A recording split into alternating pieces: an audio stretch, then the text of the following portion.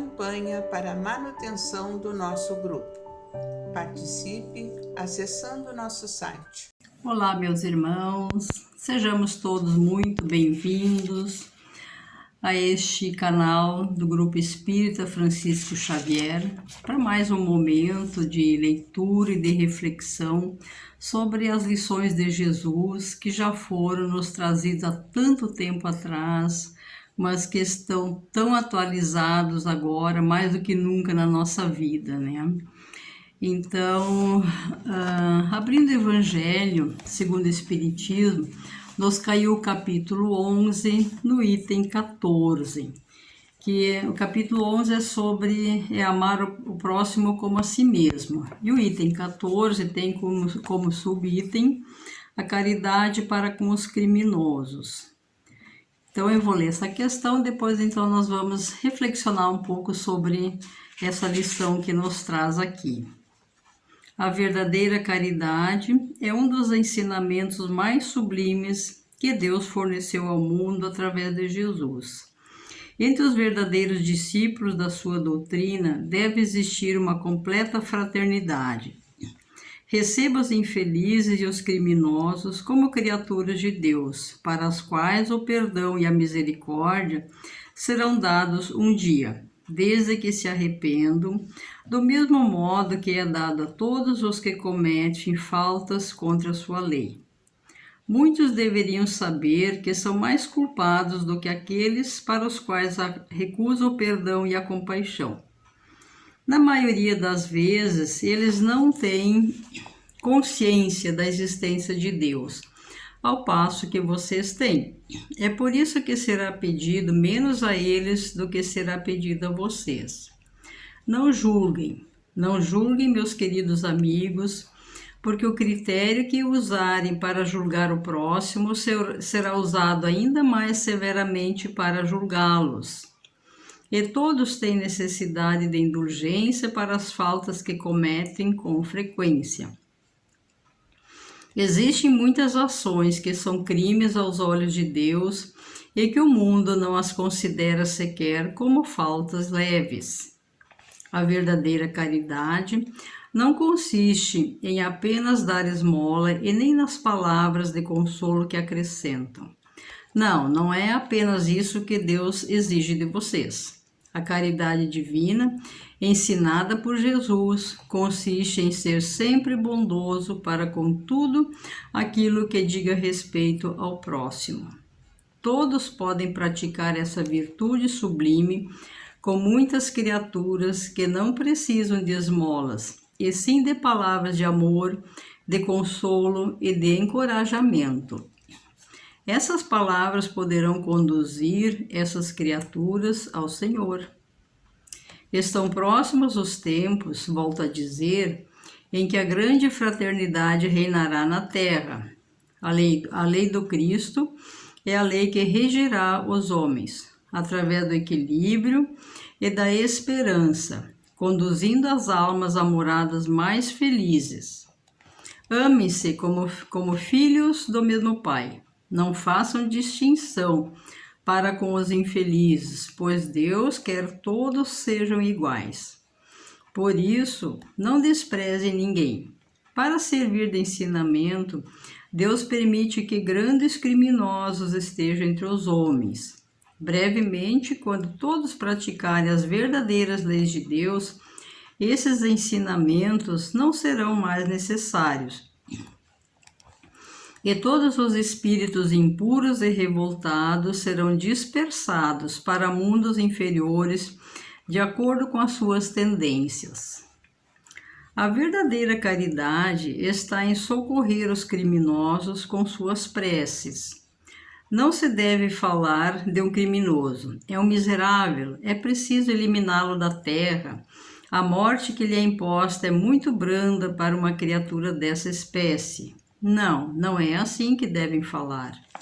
O que Jesus, que é o nosso modelo, diria se visse um infeliz desses ao seu lado?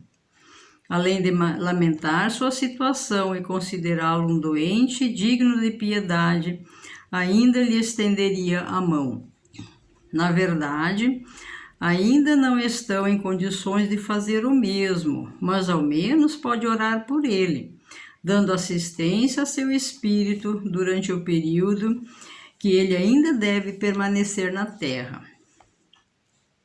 O arrependimento pode tocar seu coração se orarem com fé. Lembrem-se de que tanto o homem de bem quanto o criminoso são nossos próximos. Assim, a alma desnorteada e revoltada do criminoso também foi criada para se aperfeiçoar. Então, ajudem-no a sair da situação ruim em que se encontra e orem por ele. Então, essa lição aqui, meus irmãos, ela é extremamente importante, porque nós, pelo que eles dizem, os espíritos dizem, nós ainda não aprendemos a lição que Jesus espera de todos nós. Porque a gente pensando bem, parando para refletir sobre essa lição, e olhando a nossa própria vida, nossa própria existência, principalmente com o conhecimento que a doutrina dos espíritos nos traz sobre as nossas existências pregressas, talvez nós também já tenhamos sido criminosos terríveis no passado. Talvez agora já estejamos melhores por já termos aprendido bastante, por já termos compreendido as leis de Deus e mudado a rota da nossa vida com a ajuda de outros, dos espíritos amigos, de nossos familiares, daqueles que estão encarnados junto conosco, ou mesmo dos desencarnados, sempre nos ajudando. Então, de uma forma ou de outra, nós já conseguimos mudar assim a nossa caminhada, o nosso modo de ser, o nosso procedimento diante das leis de Deus. Mas muitos ainda não conseguiram isso. Até porque, junto de nós aqui, como diz aqui no texto, Deus coloca essas criaturas criminosas junto de nós para nós aprendermos com eles, para nós exercitarmos a caridade, mas a verdadeira caridade, para nós exercitarmos o perdão, a indulgência, a compaixão e a gente orar por eles, né? Então, eles estão aqui, né, nesse sentido de nos testar, para ver até que ponto a gente já está melhor de verdade. Porque às vezes a gente pensa que está muito bonzinho, que está muito elevado, mas estamos aqui, como diz aqui no texto mais adiante, estamos aqui condenando a criatura, chamando ele de miserável, que deve ser eliminado da terra, né? Então, mas isso não são lições que Jesus nos trouxe. Então, alguma coisa está errada, alguma coisa ainda não aprendemos. Se nós somos todos irmãos perante Deus, se Deus criou a todos nós iguais, e nós sabemos, através dessa abençoada doutrina, que todos nós somos criados em épocas diferentes, nem todos os espíritos são criados no mesmo instante, porque Deus está sempre criando. A criação divina dele não para nunca. Então, nós temos aqui, como a gente sabe, percebe, espíritos evoluidíssimos, espíritos puros, como Jesus e tantos outros. E aí, dá uma escala sempre, né, mais abaixo, né, até chegarmos aos espíritos inferiores, espíritos infelizes, e que ainda vivem muito assim na criminalidade. Mas todos nós iniciamos assim, simples, ignorando as leis divinas, sem saber de nada, e Deus então nos coloca no mundo para a gente evoluir, para a gente crescer, para a gente aprender através das nossas próprias experiências, das escolhas que fazemos. Então, não tem nenhum de nós deve se vangloriar por ter chegado num patamar de entendimento, de aperfeiçoamento melhor. Nós devemos sim nos alegrar pelo mérito que a gente tem, pelo esforço que a gente fez, pelo sacrifício que muitas vezes fazemos para conseguir nos libertar dos nossos vícios, das nossas fragilidades, mas sempre pensando em Deus, né? Porque Ele nunca nos deixa sozinho nessa caminhada. Sempre junto de nós tem alguém nos ajudando, nos incentivando quando estamos às vezes fragilizados, desanimados, né? Então muitas vezes nós às vezes estamos à beira também de dificuldades bem grandes, de quedas bem difíceis.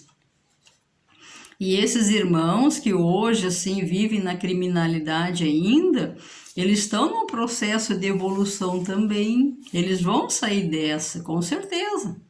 Talvez demore algum tempo, talvez demore pouco tempo, não sabemos, mas é o tempo de cada um. Mas nem por isso devemos desprezá-los, porque eles são nossos irmãos perante Deus. E perante a humanidade inteira, nós temos deveres uns para com os outros. Então, como ele fala aqui, que a verdadeira caridade, na verdade, né, não consiste em apenas dar esmola e nem nas palavras de consolo que acrescentam.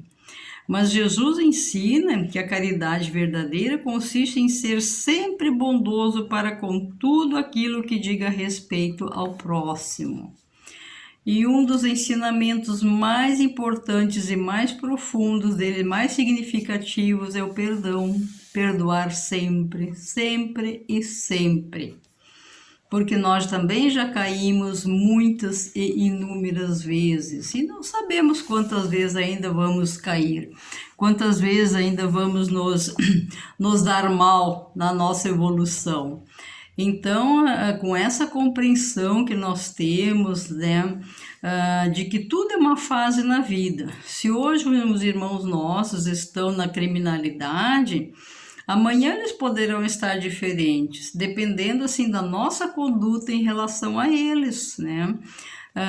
Tendo um olhar de mais bondade, tendo um olhar de mais compreensão. Claro, não passando a mão por cima dos erros sem tentar corrigi-los, não é isso. Mas não ficar apontando o nosso dedo julgador, porque Deus não quer, não permite que ninguém de nós julgue uns aos outros. E quem julga somente é Deus, né?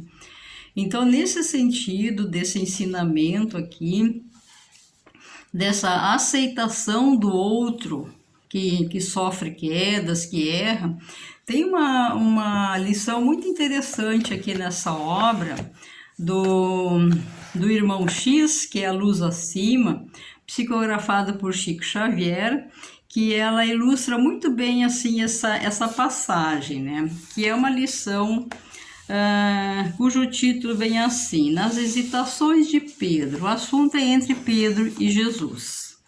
Eu vou ler rapidinho, acho que dá tempo. Logo depois de se estabelecerem os apóstolos em Jerusalém, em seguida as revelações do Pentecostes e o serviço de assistência social maravilhosamente organizado, não obstante as perseguições que se esboçavam, quando a casa acolhedora, dirigida por Simão Pedro, foi procurada por uma infeliz mulher. Trazia consigo os estigmas das pecadoras. Fora lapidada e exibia manchas sanguinolentas na roupa em frangalhos. Pronunciava palavras torpes, revelava-se semilouca e doente. As senhoras do reduto cristão retraíram-se alarmadas, e o próprio Pedro, que recebera preciosas lições do Senhor, vacilou quanto à atitude que lhe seria adequada. Como se haver nas circunstâncias, destinava-se aquele abrigo ao recolhimento de criaturas desventuradas. Entretanto, como classificar a triste posição daquela mulher, que naturalmente buscara o vaso da angústia nos excessivos gozos da vida? Não estaria a sofredora, resgatando os próprios débitos? Se bebera com loucura na taça dos prazeres, não lhe caberia o fel da aflição? Dispunha-se a rogar-lhe que se afastasse do asilo, quando recordou a necessidade de orar. Seu caso era omisso nas disposições que regiam o Instituto Fraterno, tornava-se imperioso consultar a inspiração do Messias. O mestre que editaria o recurso, buscar-lhe-ia por isso o conselho na prece ardente. Enquanto a infortunada aguardava respostas sob o apupo de pequena multidão que lhe contemplava as feridas, o apóstolo buscou a solidão do santuário doméstico e exorou a proteção do amigo divino, que fora crucificado. Em breves instantes, viu Jesus, nimbado de claridade resplandecente, não longe de suas mãos, que se estenderam suplicantes. Mestre, rogou Pedro, atacando diretamente o assunto, como quem sabia da brevidade daqueles momentos inesquecíveis. Temos à entrada uma pecadora, reconhecidamente entregue ao mal. Ajuda-me, inspira-me. Que farei? O Salvador entreabriu os lábios sublimes e falou: Pedro, eu não vim curar os sãos. O discípulo entendeu a referência, mas ponderando a grave responsabilidade de quem administra, acentuou: Senhor, estamos agora sem sua orientação direta e visível. Recebê-la-emos neste lar para quê? A fim de julgá-la? Com o mesmo olhar sereno, Jesus replicou: Nesse mistério permanecem na terra numerosos juízes.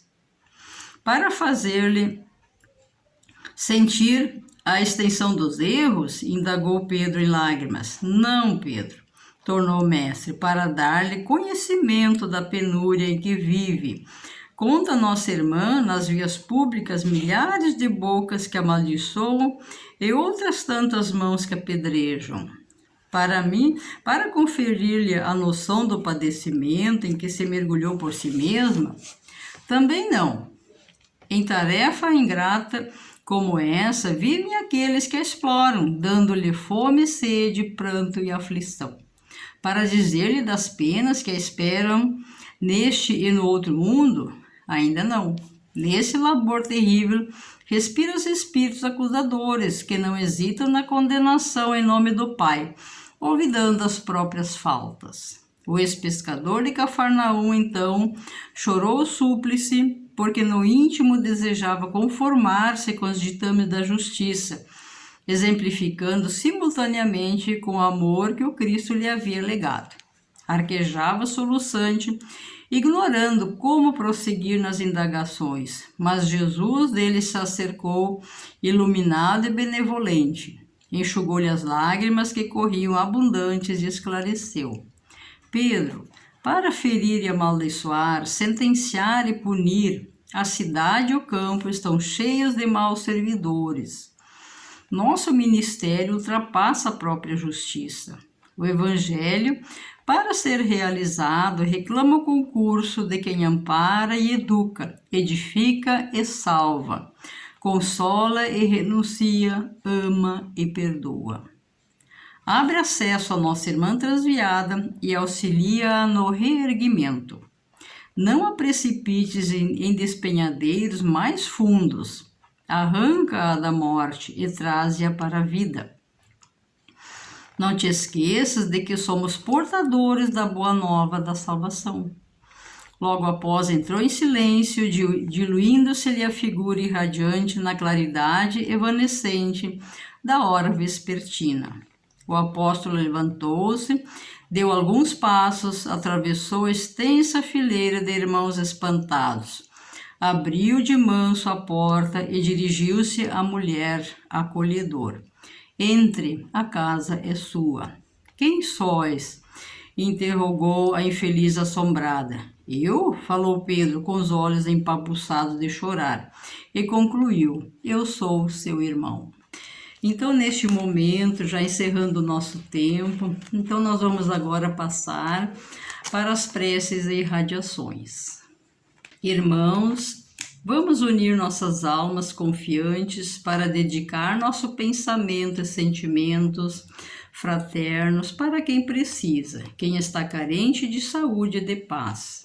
Convidamos todos os irmãos a manterem seus corações e pensamentos vibrando nas preces que faremos a Deus, a partir deste momento, em favor daqueles a quem endereçarmos nossas vibrações.